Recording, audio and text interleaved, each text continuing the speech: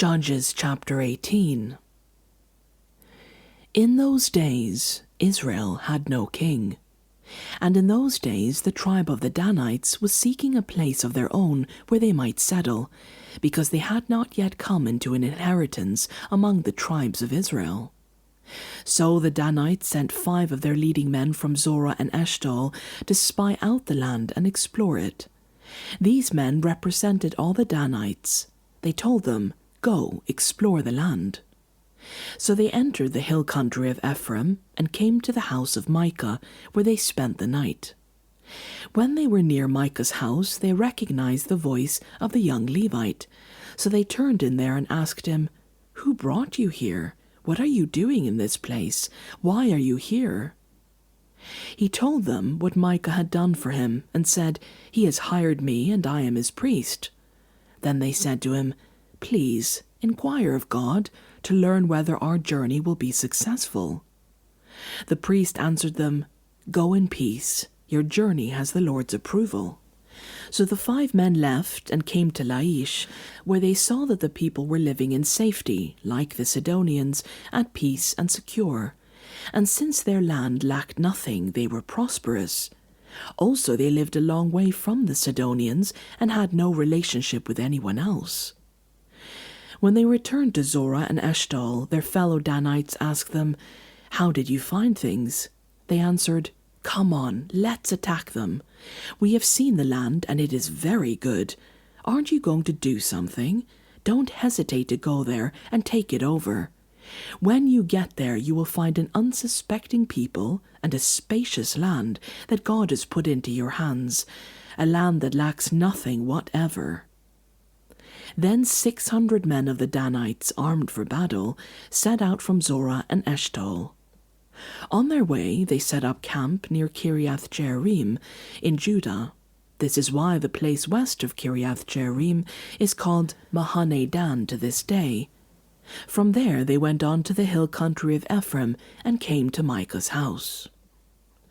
Then the 5 men who had spied out the land of Laish said to their fellow Danites, "Do you know that one of these houses has an ephod, some household gods, and an image overlaid with silver?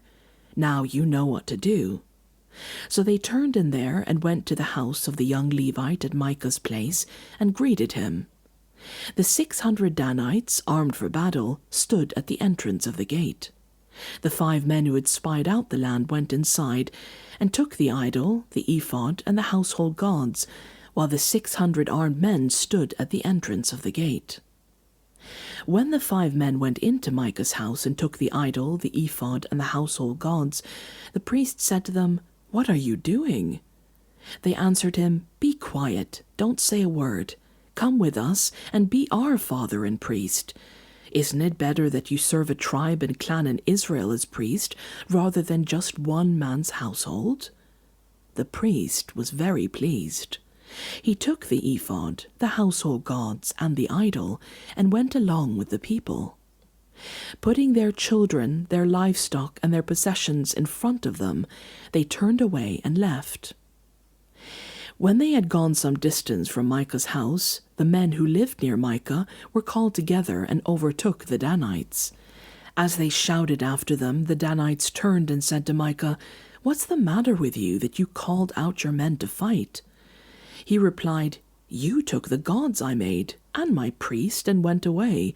What else do I have? How can you ask what's the matter with you?" The Danites answered, "Don't argue with us, or some of the men may get angry and attack you, and you and your family would lose your lives." So the Danites went their way, and Micah, seeing that they were too strong for him, turned around and went back home. Then they took what Micah had made, and his priest, and went on to Laish, against a people at peace and secure. They attacked them with the sword and burned down their city. There was no one to rescue them, because they lived a long way from Sidon and had no relationship with anyone else. The city was in a valley near Beth Rehob. The Danites rebuilt the city and settled there. They named it Dan after their ancestor Dan, who was born to Israel, though the city used to be called Laish. There the Danites set up for themselves the idol, and Jonathan, son of Gershom, the son of Moses, and his sons were priests for the tribe of Dan until the time of the captivity of the land. They continued to use the idol Micah had made all the time the house of God was in Shiloh.